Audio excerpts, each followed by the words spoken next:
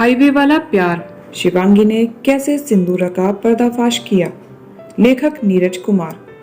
दोस्तों, वीडियो में आगे बढ़े इससे पहले आप सबसे रिक्वेस्ट है, अगर आप चैनल पर नए हैं तो प्लीज ढेर सारी कहानियों को सुनने के लिए चैनल को सब्सक्राइब जरूर कर लीजिएगा। तो चलिए बढ़ते हैं वीडियो में आगे और सुनते हैं आज की इंटरेस्टिंग स्टोरी। सिंदूरा शाह बेंगलोर शहर में रेस्टोरेंट के बिजनेस में एक उभरता हुआ नाम था। वह एक महत्वाकांक्षी औरत थी और अन्य शहरों में भी रेस्टोरेंट खोलना चाहती थी।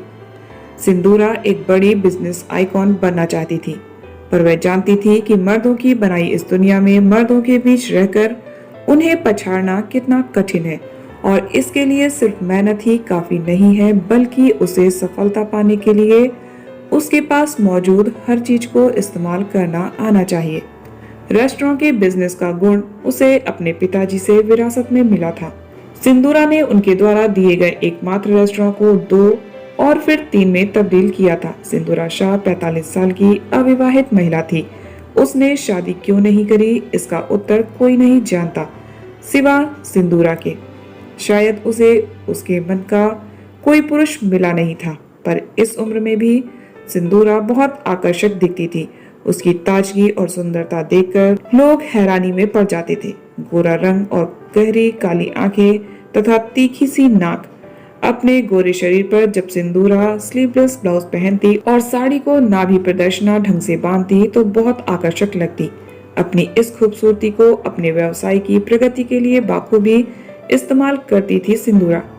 वह अगर साड़ी का पल्लू अपने कंधे पर सजाना चाहती तो उसे गिराकर अपने जिस्म को दिखाकर भरपूर फायदा भी उठाना जानती थी। सिंदूरा ठीक इसी रेस्टोरेंट की तर्ज पर एक और रेस्टोरेंट शहर के बाहर जाने वाले हाईवे पर खोलना चाहती थी और इसके लिए वह हाईवे पर जमीन खरीदने के लिए प्रयासरत थी, पर हर बार उसे निराशा ही हाथ लगती थी, क्योंकि इस एरिया का प्रॉपर्टी डीलर शुभांग सिंह जमीन को बेचना नहीं चाहता था। सिंदूरा ने कई बार अपने आदमियों को शुभांग के पास भेजा, पर कोई लाभ नहीं हुआ। प्रॉपर्टी डीलर जमीन के मुद्दे पर कोई बात नहीं करना चाहता था, क्योंकि वह जानता था कि मौके की जमीन को जितना देर में बेचा जाए उतनी ही कीमत बढ़ने का अवसर रहता है। जब सिंदूरा को कोई और रास्ता नहीं सूझा, तब उसने शुभांग से डायरेक्ट मिलकर बात करने की बात सोची और एक दिन शुभांग के ऑफिस पहुंच गई। शुभांग सिंह एक 38 वर्षीय विवाहित और काफी आकर्षक व्यक्ति था, जो अपने ऑफिस में अपनी रिवॉल्विंग चेयर पर बैठा हुआ काम कर रहा था। उसकी आंखों पर चश्मा लगा हुआ था और उसने अपने कंधे तक के लंबे बालों को ऊपर की ओर कसकर एक जूड़े की शक्ल में बांधा हुआ था। जिस तरह से उसने सिंदूरा को ऊपर से नीचे तक घूरा, उससे सिंदूरा समझ गई कि वह खूबसूरती का पारखी है और उसका काम आसान होने वाला है। औपचारिक परिचय के बाद दोनों के बीच काम की बातचीत शुरू हुई, पर सिंदूरा को झटका तब लगा जब शुभांग ने सिंदूरा को हाईवे वाली जमीन को बेचने से साफ मना कर दिया। सिंदूरा ने दोगुनी कीमत देने को कहा, पर फिर भी शुभांग राजी नहीं हुआ। सिंदूरा ने बहुत कोशिश करी, पर शुभांग सिंह टस से मस नहीं हुआ। सिंदूरा हार कर अपने ऑफिस आ गई। उसने कॉफी मंगवाई और कुर्सी पर बैठकर सोचने लगी कि कैसे शुभांग सिंह से हाईवे वाली जमीन ली जाए। काम कठिन था और शुभांग भी अड़ियल मालूम होता है, पर थोड़ा दिमाग लगाने के बाद ही सिंदूरा को एक आइडिया आ ही गया। शुभांग सिंह सोशल मीडिया पर अपने बिजनेस से संबंधित जानकारी अपलोड करता रहता था। सिंदूरा ने उसकी सोशल मीडिया पोस्ट को लाइक और कमेंट करना शुरू कर दिया। उसके कमेंट्स तारीफ भरे और चुटकीलापन लिए होते थे। इसके अलावा सिंदूरा ने शुभांग के व्हाट्सएप नंबर पर गुड मॉर्निंग और सुविचार जैसे मैसेज भी भेजने शुरू कर दिए, जिनके बदले शुभांग सिंह भी कभी कभी रिप्लाई कर देता।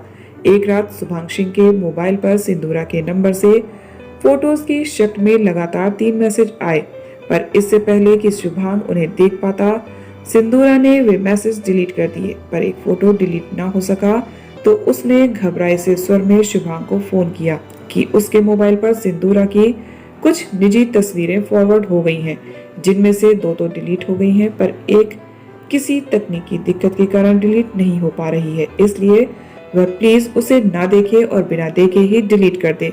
मगर बिना देखे तो कुछ डिलीट हो भी नहीं सकता, और फिर मनुष्य का स्वभाव होता है कि जो काम उसे करने के लिए मना किया जाए उसे वह अवश्य करता है।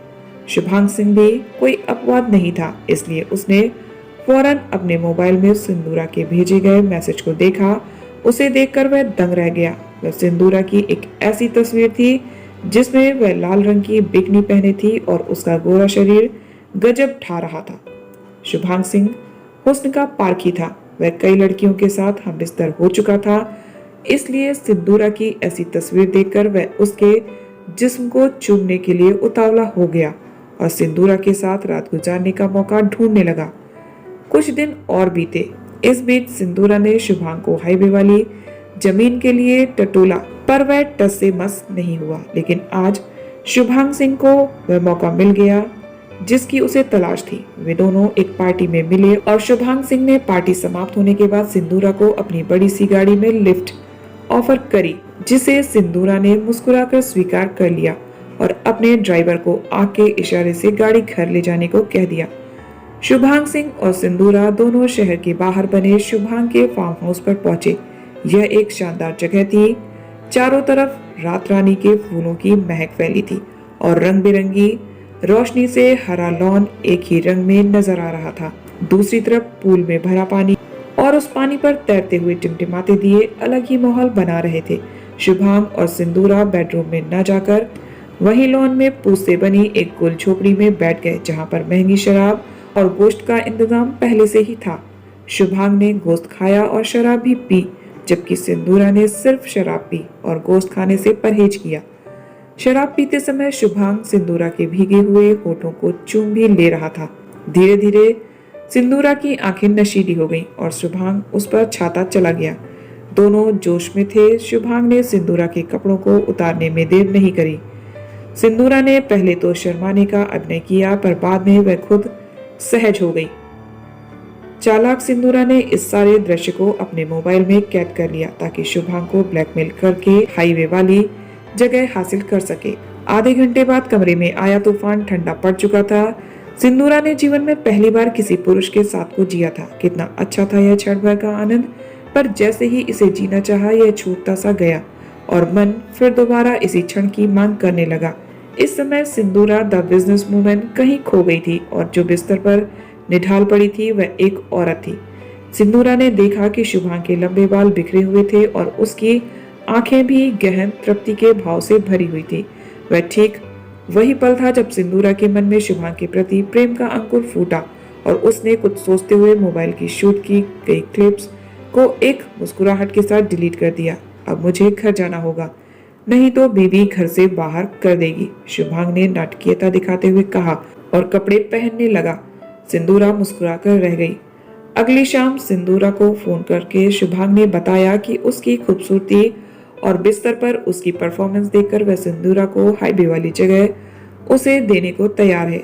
अब वह रेस्टोरेंट का अपना बिजनेस उस जगह पर कर सकती है। सिंदूरा जगह मिल जाने से खुश थी।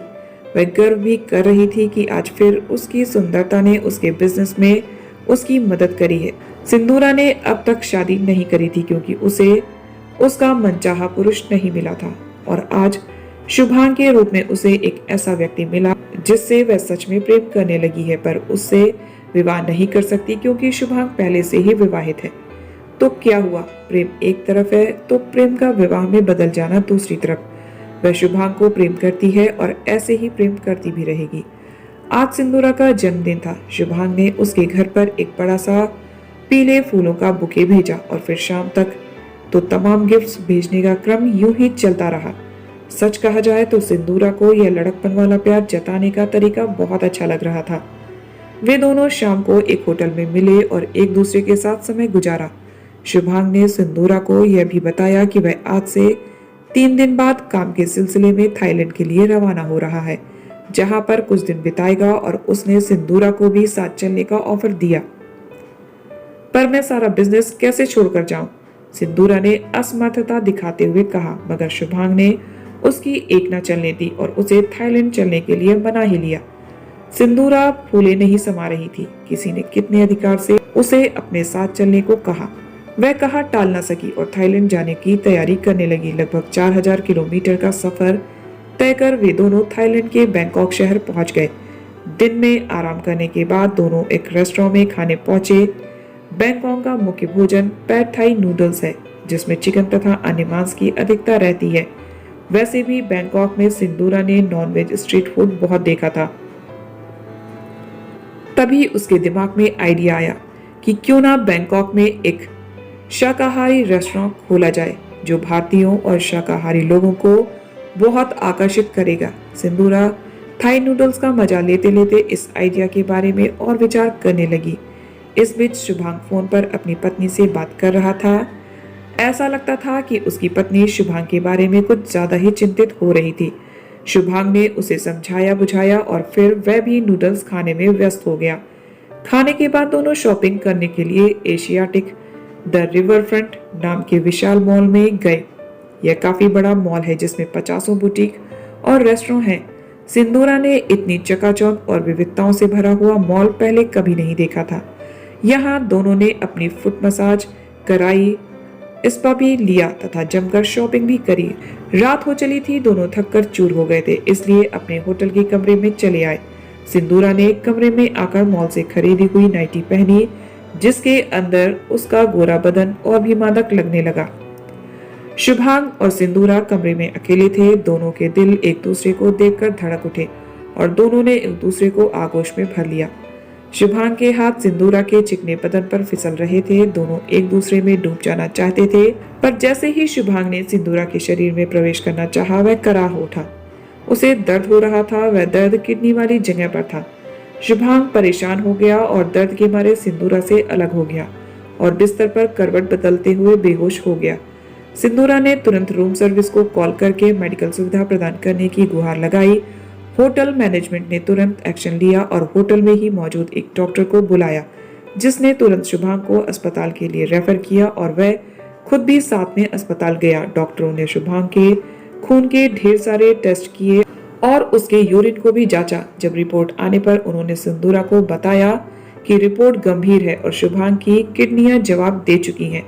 सिंदूरा बिलख पड़ी। जीवन के इतने वर्ष के बाद उसे किसी मनचाहे पुरुष का साथ मिला था। भले ही वह एक विवाहित पुरुष था, पर सिंदूरा ने उसे प्रेम किया था, सच्चा प्रेम। और आज जब वह अपने प्रेमी के साथ समय बिताने विदेश आई, तब शुभांग की किडनियां खराब हो गईं और वह मौत के मुंह में जा रहा है। तो क्या शुभांग उसका साथ छोड़ जाएगा? डॉक्टर को शुभांग की जान बचाने के लिए एक किडनी की तलाश थी, पर इतनी जल्दी किडनी की व्यवस्था अस्पताल में नहीं थी और डोनर मिलने में पता नहीं कितना समय लगता। तो आप मेरी किडनी ले लीजिए, मैं शुभांग को किडनी डोनेट करने के लिए तैयार हूँ। देखिए, आप अच्छी तरह से सोच लीजिए। यदि आप अपने पति को किडनी देना चाहती हैं, तो हम आपके शरीर की कुछ जांच करने के बाद ही बता पाएंगे कि आपकी किडनी शुभांग के लायक है भी या नहीं, डॉक्टरों ने कहा। डॉक्टर के मुंह से शुभांग को उसके पति के रूप में बुलाया जाना सिंदूरा को बहुत अच्छा लगा था। सिंदूरा की भावनाएं प्रबल होती जा रही थी। वह किसी भी हालत में शुभांग को नहीं खोना चाहती थी। उसने झट से अपने सारे टेस्ट करा लिए। सारी रिपोर्ट्स नॉर्मल आई। डॉक्टर ने उसे यह भी बताया कि उसकी किडनी शुभांग को सूट कर जाएगी और वे आराम से उसकी किडनी ट्रांसप्लांट कर सकते हैं। एक सुकून की सांस ली थी सिंदूरा ने। किडनी सफलतापूर्वक ट्रांसप्लांट हो गई थी और आज 1 हफ्ता हो गया था और किडनी शुभांग के शरीर में सही तरीके से काम भी कर रही थी। सिंदूरा और शुभांग दोनों एक ही कमरे में पास के बेड पर थे। सिंदूरा की हालत में तेजी से सुधार आ रहा था, जबकि शुभांग को अभी भी काफी देखरेख की आवश्यकता थी। तभी नर्स ने आकर बताया कि भारत से कोई महिला शुभांग सिंह से मिलना चाहती है। भारत से आई महिला का नाम सुनकर दोनों चौंक गए थे। आखिर वह कौन हो सकती है? जब वह महिला सामने लाई गई तो कोई नहीं बल्कि शुभांग की पत्नी रूही थी।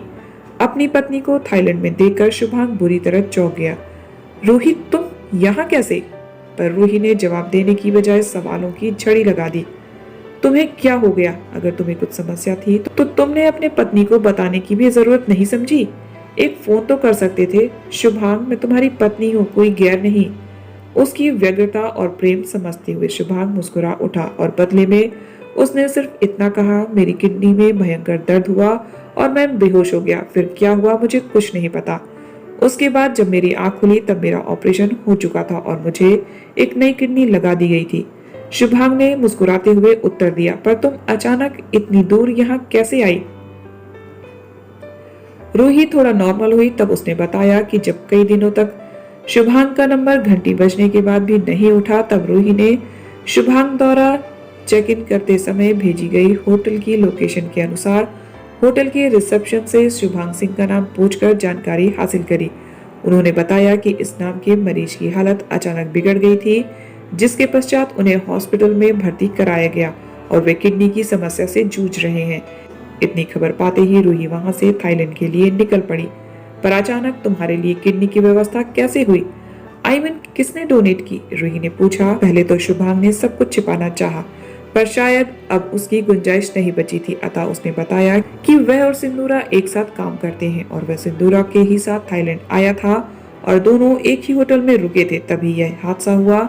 सिंदूरा ने मुझे अपनी किडनी डोनेट करके मुझ पर बहुत बड़ा उपकार किया है। आगे मुझे कुछ जानने की जरूरत नहीं है। होटल के रिकॉर्ड में सिंदूरा का नाम तुमने अपनी पत्नी के नाम पर दर्ज कराया है। रूही के स्वर में एक दर्द और कसैलापन था। शुभांग कुछ न बोल सका। अब बारी सिंदूरा के बोलने की थी। बोली, मैं क्या करती? मैं इस उम्र में आकर तुम्हारे पति से प्रेम कर बैठी, और जब मैंने दिल दे ही दिया तो भला किडनी देकर जान बचाने में क्यों चूकती? हाँ, हम थोड़ी देर के लिए बहक जरूर गए थे, पर यकीन मानो मेरा शुभांग के प्रति प्रेम एकदम निस्वार्थ था। रूही अजीब स्थिति में थी। एक तरफ तो उसे सिंदूरा में अपनी सौतन नजर आ रही थी, एक ऐसी औरत जिसने उसके पति के साथ बिस्तर पर रात बिताई, और दूसरी तरफ सिंदूरा में उसके पति की जान बचाने वाली औरत भी दिख रही थी, जिसने अपनी किडनी देने का निर्णय करके उसके सुहाग की रक्षा करी है। बेचैनी रूही के मन में थी तो सिंदूरा के मन में भी, और इस बेचैनी को खत्म करने का जिम्मा रूही ने ही उठाया। बोली, मैं तुम्हारी बहुत शुक्रगुजार हूँ जो तुमने मेरे पति की जान बचाई, और मेरे लिए यह स्थिति भी बहुत विचित्र है कि तुम शुभांग से प्रेम करती हो, पर वे मेरे पति हैं। मैं उन्हें तुम्हारे साथ किसी हालत में नहीं बांट सकती, और मैं तुम्हारे और शुभांग के प्रेम को भी परवान चढ़ने नहीं देना चाहती। पर तुमने मेरे पति की जान बचाई है, इसलिए तुम उनके साथ एक हेल्दी रिलेशन रख सकती हो, और वह रिलेशन है दोस्ती का। तुम मेरे पति की अच्छी दोस्त बनकर रह सकती हो, उनसे जब चाहे मिल सकती हो, और मिलने घर भी आ सकती हो।